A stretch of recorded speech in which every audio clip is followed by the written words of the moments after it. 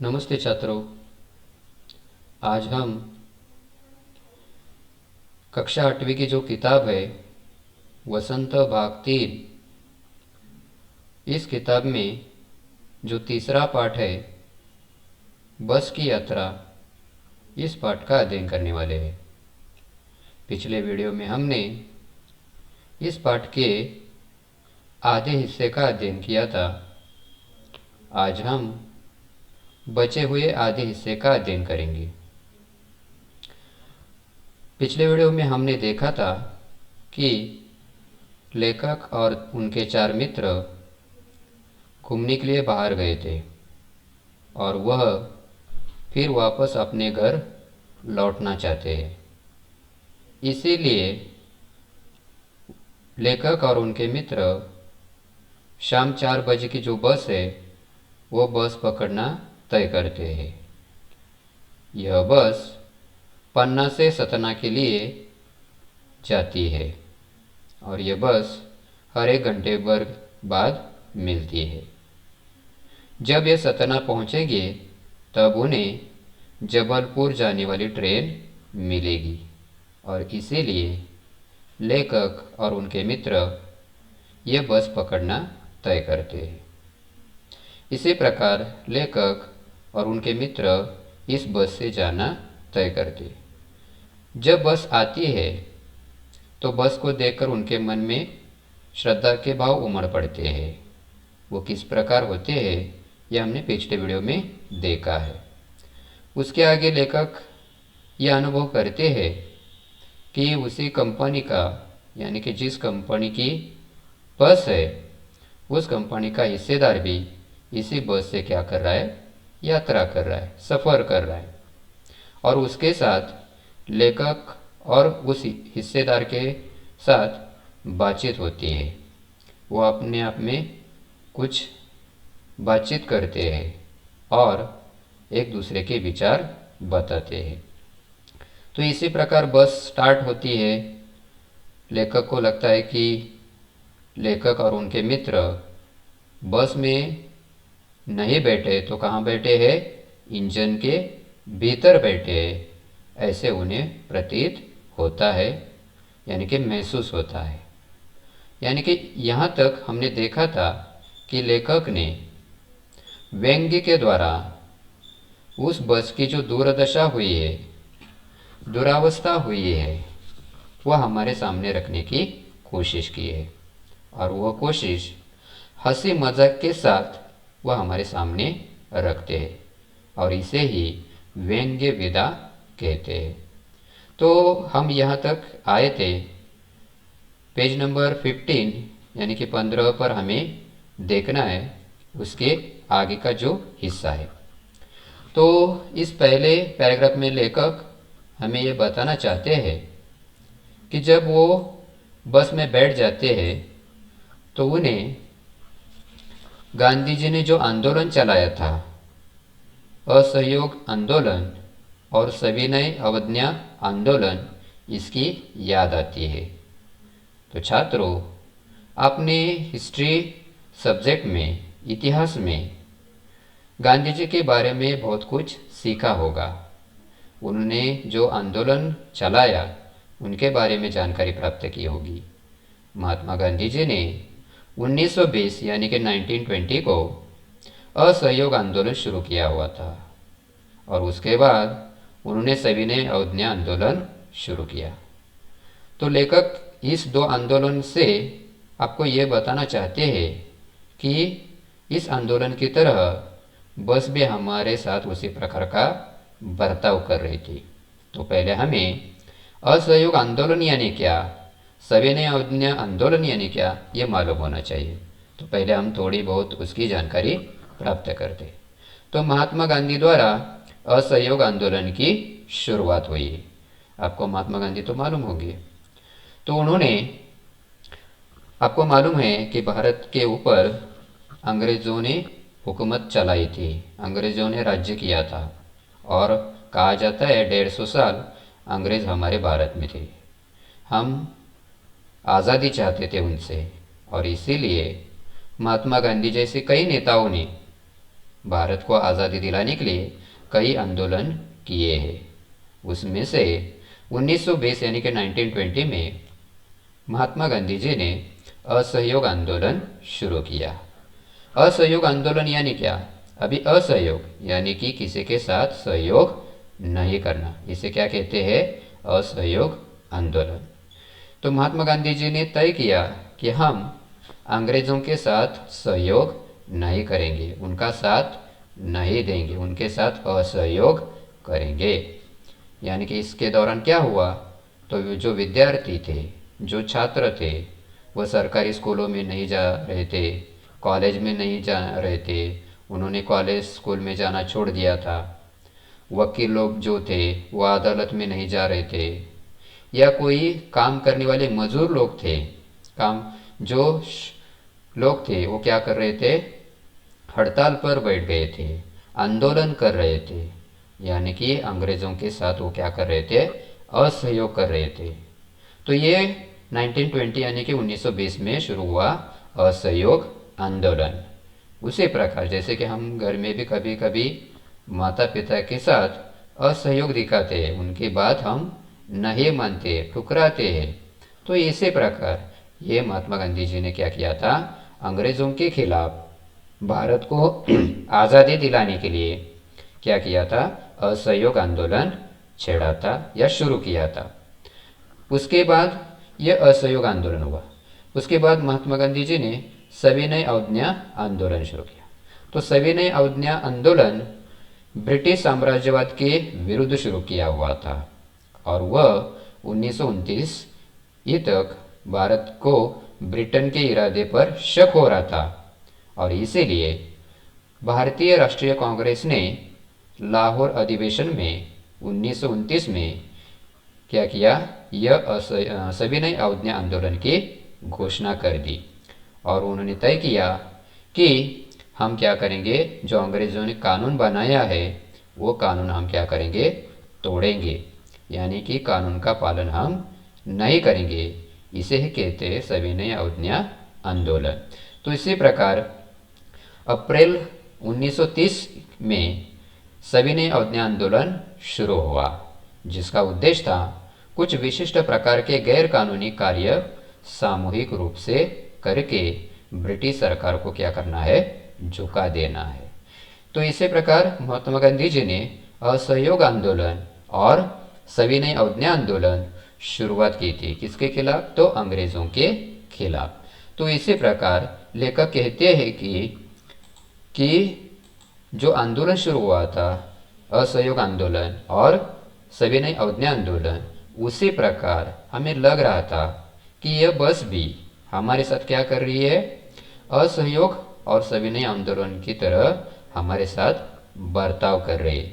यानी कि लेखक इससे ये बताना चाहते हैं कि बस के जो हिस्से हैं, जो पार्ट है, वो एक दूसरे के साथ घुल मिलकर काम नहीं कर रहे थे, एक दूसरे का साथ नहीं दे रहे थे, वह एक दूसरे को असहयोग कर रहे थे। यानी कि ट्रेनिंग मिल चुकी थी, इससे एक दूसरे से असहयोग कर रहे थे। पूरी बस जो है वह सविनय अवज्ञा आंदोलन के दौर से गुजर रही थी। यानी कि उस टाइम में इस बस का निर्माण किया हुआ होगा, यानी कि जब यह आंदोलन शुरू हुआ था, और उसी कारण आज ये बस क्या कर रही है? उसी आंदोलन की तरह हमारे साथ क्या कर रही है? बर्ताव कर रही है। यानी कि कभी लगता था कि सीट बॉडी को छोड़ रहा है, तो बॉडी सीट को छोड़कर आगे चल रही है। यानी कि कोई पार्ट या बस के जो हिस्से हैं ये एक दूसरे के साथ काम नहीं कर रहे थे।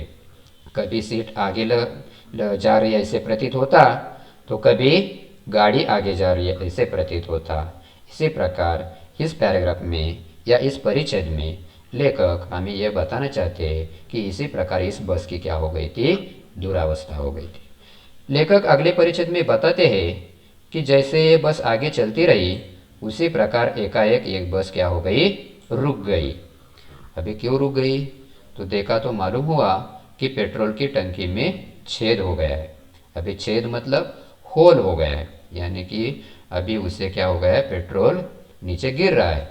इसीलिए ड्राइवर क्या करता है कि पेट्रोल की टंकी से वो पेट्रोल बाल्टी में निकालता है और उस बाल्टी में नली का एक हिस्सा डालता है, तो दूसरा हिस्सा नली का कहाँ डालता है, बस के इंजन में डालता है और वहाँ से पेट्रोल देकर बस क्या करता है, वो शुरू करने का प्रयास करता है।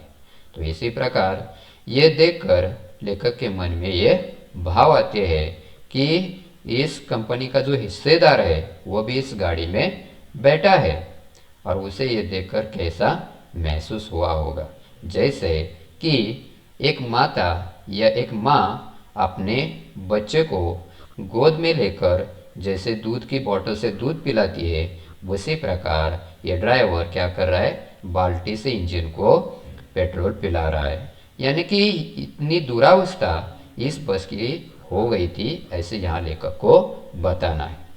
लेखक अगले परिच्छेद में बताते हैं कि बस रफ्तार से जा रही थी, अपनी रफ्तार से वो चल रही थी, ओके, और ये बस 15-20 मील तक चल गई थी, आगे सफ़र कर रही थी। और जैसे ही आगे चलती रही तब लेखक को उस बस के ऊपर कोई भी भरोसा नहीं था, क्योंकि लेखक को लगता था कि बस कभी भी क्या हो सकती है, बंद पड़ सकती है, बीच में रुक सकती है, या उसका ब्रेक फेल हो सकता है, स्टीयरिंग टूट सकती है। ऐसे कई विचार लेखक के मन में आते हैं। और जब ये बस चलती है, जब आप बस से सफ़र करते हैं, यात्रा करते हैं, और जब आप विंडो से या खिड़की से बाहर देखते हैं तो आपको पेड़ कैसे नज़र आते हैं, पीछे जाते हुए नज़र आते हैं। तो उसी प्रकार लेखक को यह प्रकृति का दृश्य लुभावना दिखाई देता है, सुंदर दिखाई देता है, अच्छा दिखाई देता है। और जब ये दृश्य देखते हैं तो लेखक के मन में विचार आते हैं कि ये दोनों साइड में पेड़ है, उन हरे हरे पेड़ पर पक्षी बैठे हैं, पंछी बैठे हैं, और जैसे कोई पेड़ आता है तो लेखक के मन में घबराहट निर्माण होती है और वो लेखक उस पेड़ को क्या मानते हैं, दुश्मन मानते हैं। अभी दुश्मन क्यों मानते हैं, क्योंकि लेखक को लगता है कि पेड़ सामने से आ जाएगा और हमारी बस क्या हो जाएगी, उस पेड़ पर जाकर टकराएगी या पेड़ से जाकर टकराएगी। इसीलिए लेखक उस पेड़ को दुश्मन मानते थे। उन्हें लगता था कि कोई भी पेड़ सामने न आए, या कभी कभी उन्हें लगता था कि यह बस किसी तालाब में या किसी झील में क्या हो जाएगी, जाकर गिर जाएगी और उसमें गोता लगाएगी। तो इसी प्रकार के विचार लेखक को बस में बैठने के बाद आते हैं और वो विचार करने लगते हैं।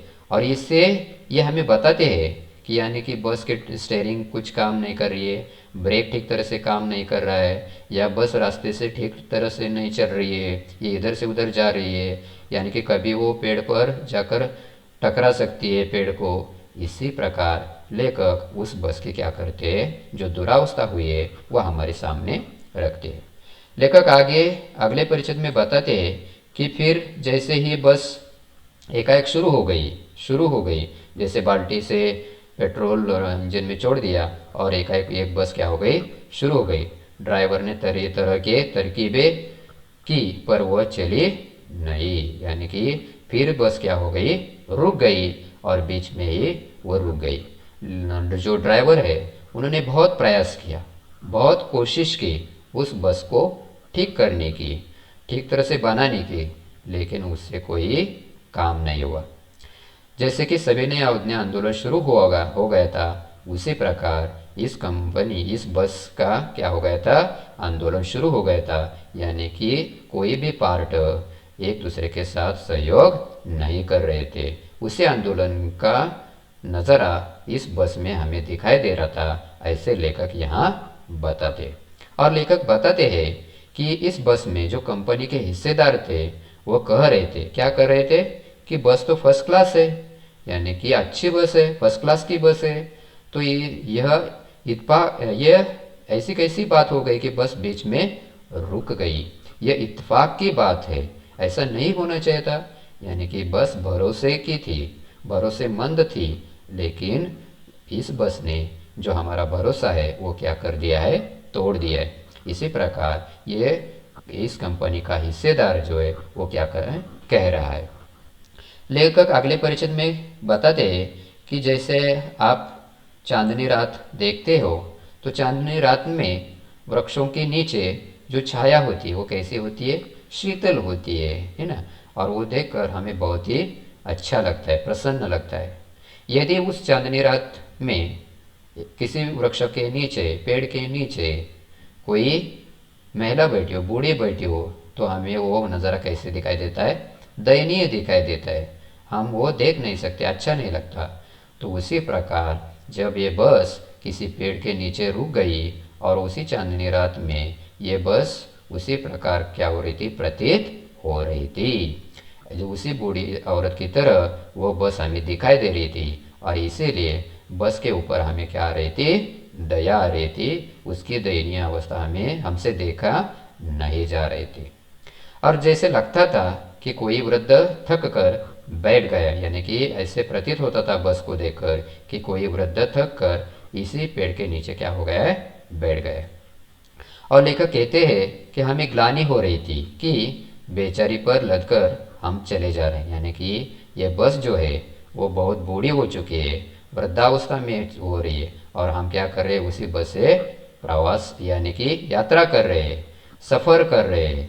अगर यह बस में बीच में कहीं बंद हो गई, रुक गई, यानी कि उसके प्राण है वो निकल गए, तो हमें क्या करना होगा, अंत में उसकी अंत्येष्टि करनी पड़ेगी, यानी कि उसको विदा करना पड़ेगा, विदाई देनी पड़ेगी। ऐसे लेखक यहाँ बताते हैं।